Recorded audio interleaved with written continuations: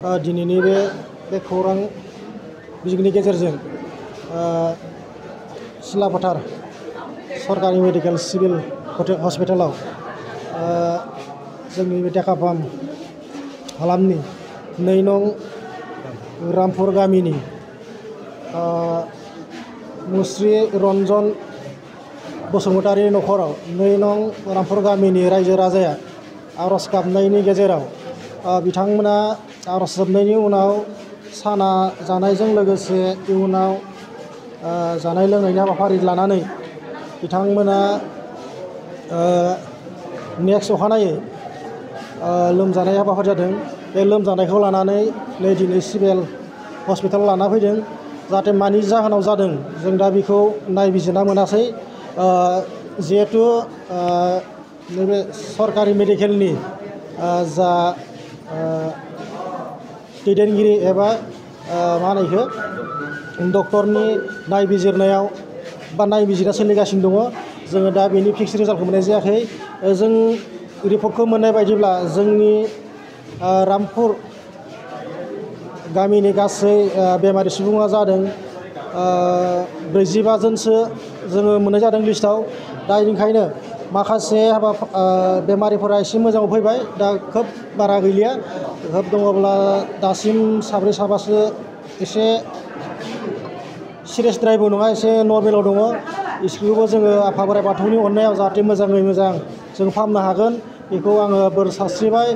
आरो जोंनि इयुनाव जोंनि रायजो राजाखौ आं खावलायनो लुबैदों, सोरबाफोर गामियाव आरज मोनथिना खालामोब्ला जाहाथे सानाखौ बन्द खालामो।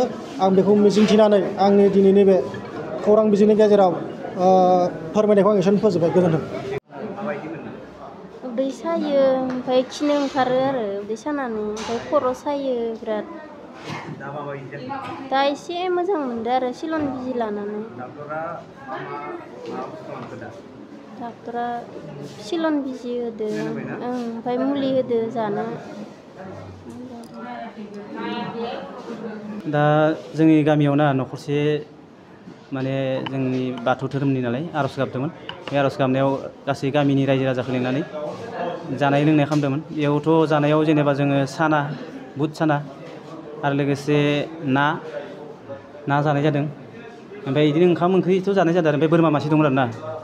बेनि गेजेराव जों दा माने मोनसे जोङो दाउट आरोना जोंनि गोसोआव माने दाउटआ जाहैबाय, हमना ला जाय मोनसे फिसारिनिफ्राय जोङो ना बायना लाबोदोंमोन, बे ना बायना लाबोनाय जायगायाव माने नाया थैखाजोबना दंमोन खावसे माने, हमना ला।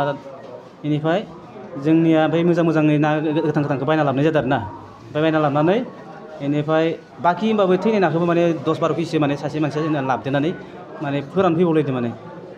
ओमफ्राय दा जोङो दा सानना लादों आरो नायाव माबा मोनसे सोरबा मेडिसिन होदो गावसोरनि नायाव, बैसां मानसि बे मेडिसिन होनानै माबा मोनसे नानिफ्रायनो जों माबा मोनसे रायजो राजाया माबा मोनसे माबा जादों आरो जेनेबा।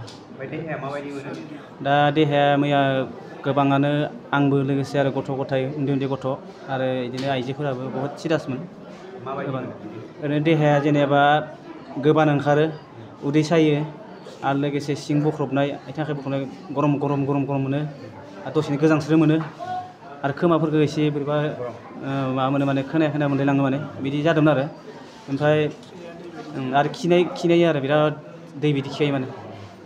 डाक्टरा माबायदि बेबस्था लादों? डाक्टराथ' जोंखौ मैयानिफ्राय मोजां ट्रिटमेन्टखौ लादों। एकदम माबा फैदोंमोन, जा बे SP फैदोंमोन, फैनानै मोजाङै जोथोन लानो थाखाय जोंखौ मोजां माबा खालामफैदों आरो डिसिसन होफैदों आरोना। ओमफ्राय नायदों डाक्टरफोरा, एसे लान होदों, ओमफ्राय बिजि सुदों, मोजां नायदों दासिमहालागै डक्टरफोरा नायगासिनो बारु। गासिबो मोजां थासारियाव फैजोब्बाय ना? दा एसे मोजाङावनो फैजोब्बाय होननानै बुंनांसिगोन आरो, एसे लाइनाव फैदो। न'आवबा थांबाय नामा? न'आव खावसे थांबाय आरो प्राइभेट बै माबा MRD आवबो दंमोन नालाय, सिरियास दंमोन, बेयावबो आंनि फिसाजो दंमोन। बिसोरबो एसे न'आव थांनानै एसे दा मोजां मोनबाय होनदों आरोना। ओमफ्राय खिनाया एसे जाबाय दं बारु। ओमफ्राय हामलांगोन होनना बुंदों दा डक्टरफोरा। खिनायाथ' थागोन एसे, ओमफ्राय वास जालांबाय थागोन, बेनि उनाव लासैनो हामलांगोन होनना बुंदों आरो। न'खरफ्रोमबो जानो हमना ला न'खरफ्रोमबो जाजोबदों। बिदिनो जोंना सोरबा न'खरसेयाव सासे सानैथ' दंखाजोबोआनो। जोंनि गामियावथ' ओरैनो 37 घरल' दं नालाय, 37आव माने सोरबा सानै, सोरबा साथाम, सोरबा सासे बिदि जाजोबदों आरो। ओमफ्राय जाबावनो हानाय चान्स दं सोरबा दाथ' गामियाव सासेना बिदिनो जाबाय दं ओंखारगासिनो जाबाय दं आरो ना जाबाय दं ओमफ्राय लाबोगासिनो दं नामा लाबोनाया खाथि खालानि बे माबायावबो दिन्थिदो देखाबा मेडिकेलाव आरो बिदिनो फार्मासिफोराव दिन्थिदो होनना बुंदो आरो गुनगोनां गोजौ सोलोंथाइ लानो गोसो जानाय फरायसाफोरनि थाखाय मोनसे फोसावथाय फरायसाफोरनो गुनगोनां गोजौ सोलोंथाइ होनायनि मोजां खाबु लानानै फैदों रुनिकाटानि इउएन एकाडेमिया रुनिकाटानि इउएन एकाडेमियाव 2025-26 सोलोंथाइ बोसोरनि थाखाय गोदानै मुं थिसननाया सोलिगासिनो चिरां जिल्लानि रुनिकाटायाव थानाय इउएन एकाडेमिया देग्लायनिफ्राय एचएस फार्स्ट इयारनि सोलोंथाइ होनायखौ जागायबाय बे एकाडेमियाव आर्ट्स स्ट्रीमाव 11 थाखो एबा एचएस फार्स्ट इयारनि गोदानै मुं थिसननाया दासान्दि सोलिगासिनो दं रोंगौथि गोनां फोरोंगिरिनि फोरोंथाइ होनाय आरो सोलोंथाइनि गासै गोनां खाबुफोर थानाय बे एकाडेमियाव गुनगोनां सोलोंथाइ होनायजों लोगोसे हौवासा आरो हिन्जावसाफोरनि थानायनि थाखाय आलादा आलादायै साखोन सिखोनै हस्टेलनि खाबु दं गोसो गोनां फरायसाफोरा रुनिकाटानि इउएन एकाडेमियाव 11 थाखोनि थाखाय मुं थिसनोब्ला दानिफ्रायनो मुं थिसनलाय बिलाइखौ लानानै मुं थिसननो हासिगोन आरो बे एकाडेमियाव मुं थिसननायनि बागै आबुं बाथ्राखौ मिन्थिनोब्ला 9706177397 नङाब्ला 9101444619 मबाइल नम्बराव थोंजों फोनांजाब खालामनो हागोन।